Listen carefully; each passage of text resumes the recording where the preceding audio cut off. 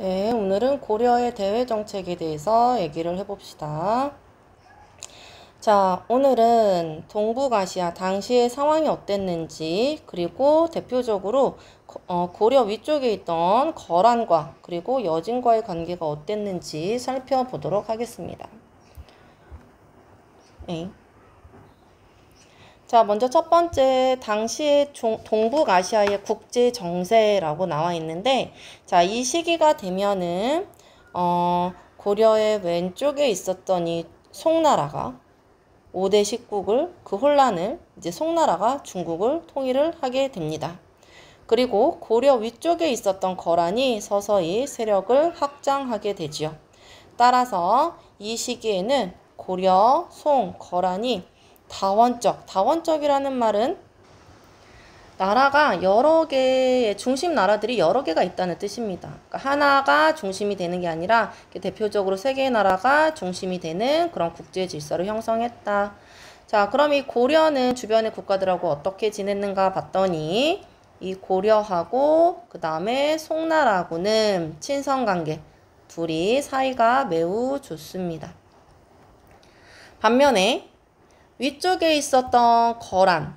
그런데 우리 이미 거란은 알고 있습니다. 이 거란은 발해를 멸망시켰던 그런 나라였죠. 민족이죠. 그래서 이 고려하고 그리고 거란하고는 사이가 별로 좋지 않았습니다. 거란을 적대시하죠.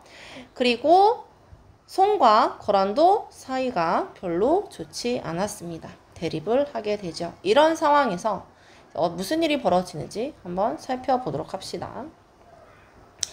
고려가 이 500년 세월 동안 정말 주변의 외적들에게 많은 침입을 당하는데 그 중에 가장 먼저 침입을 했던 것은 바로 이 거란입니다.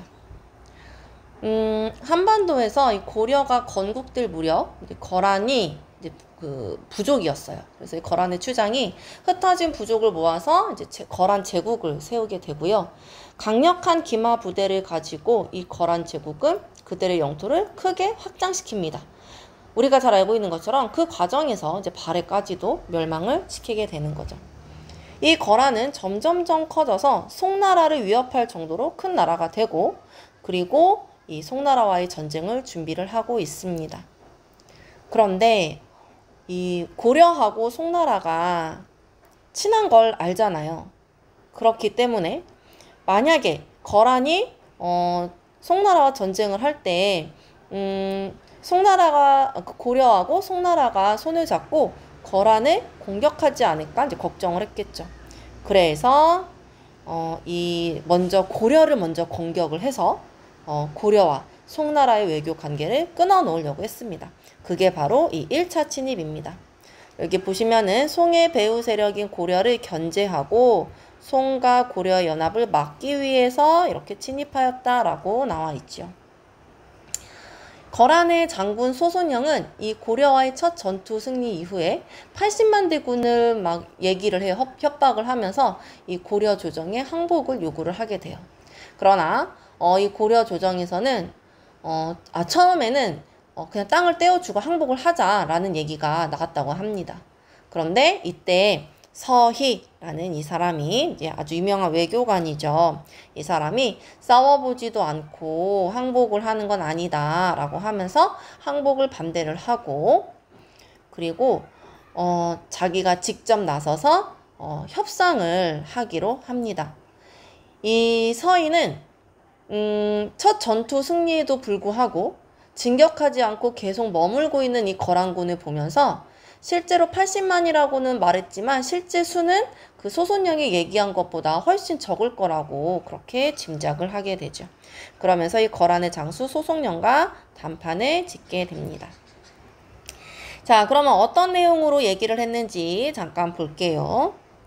자, 먼저 거란의 이 소손영이 고구려 땅을 모두 차지하겠다고 합니다. 거란이 세운 이 땅은 옛 고구려 땅이었으니까 옛날 고구려 땅을 도로 다 내놔라 라고 이렇게 얘기를 하죠.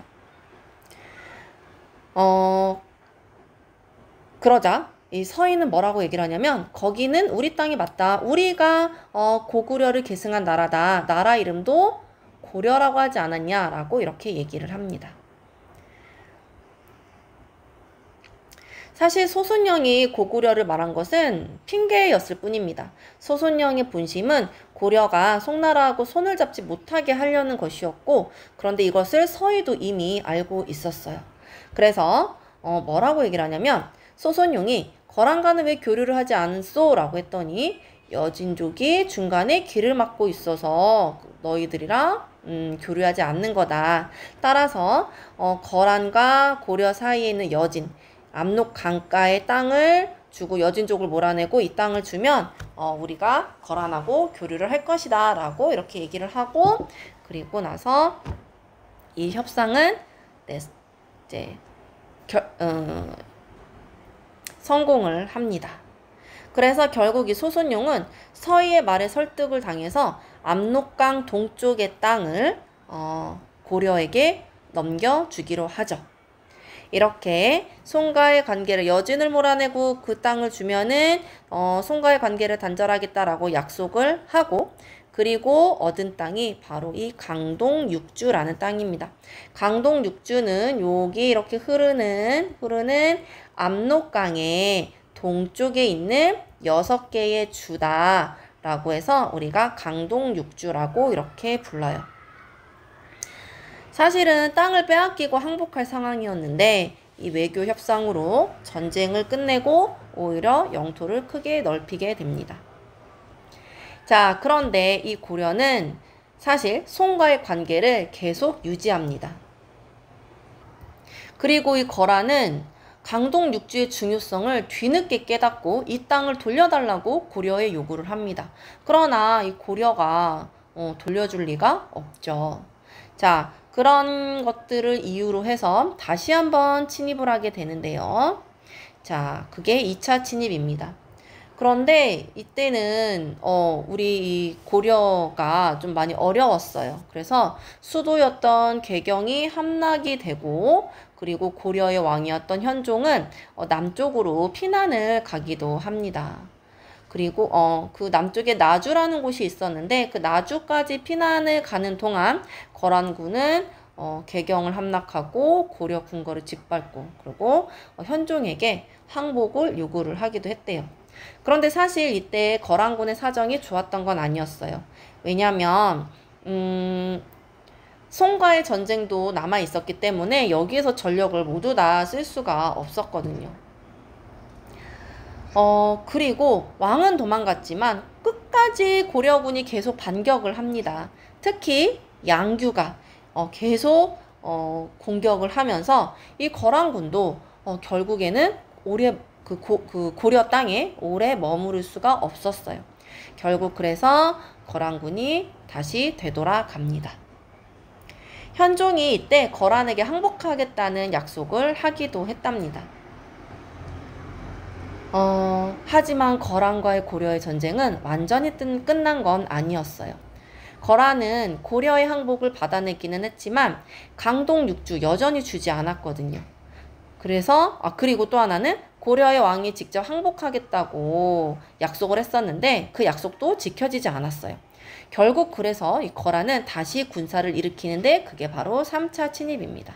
여기 보면은 강동육주를 돌려달라라고 요구를 하고, 그리고 빨리 항복해라라고 요구를 하면서 침입을 한 거죠. 그러나 1차 때 당했고 2차 때 당했는데 3차 때 또 당하겠습니까? 아니죠. 이 고려도 만반의 준비를 합니다. 특히 이 강감찬, 여러분들이 잘 알고 있는 이 강감찬이 군사를 이끌고 강동 6주 가운데 하나였던 여기 흥화진에 가서 거란군을 맡게 됩니다. 이때 그 고려군은 강감찬 장군의 지휘 아래에 계곡에 숨어서 그 성 동쪽에 큰 강을 막고 기다리다가 거란군이 강에 도달하자 강을 막고 있던 뚝을 터뜨려서 매복하고 있던 부대를 돌격시켜가지고 거란군을 물리치기도 했다고 해요. 자, 이후에 이 거란군은 어쨌거나 그래도 개경까지 들어옵니다. 단지 거란군의 속도를 늦추고 힘을 빼게 하는 거였죠. 자, 그런데 개경까지 오기는 왔는데 너무 싸울 수 있는 힘이 없습니다. 결국 거란군은 후퇴를 결정을 하게 돼요. 어떻게 됐을까요?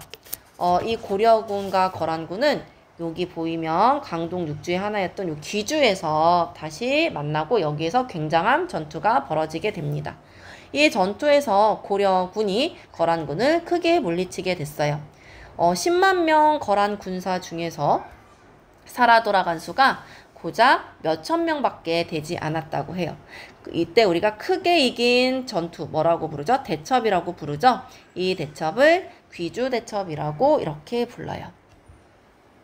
자, 이후에 혹시라도 또 이제 북방민족이 쳐들어올까봐 고려는 수도 개경에는 나성이라는 것을 쌓고 그리고 국경에는 천리장성을 쌓아서 북방민족의 침입에 대비를 하게 됩니다.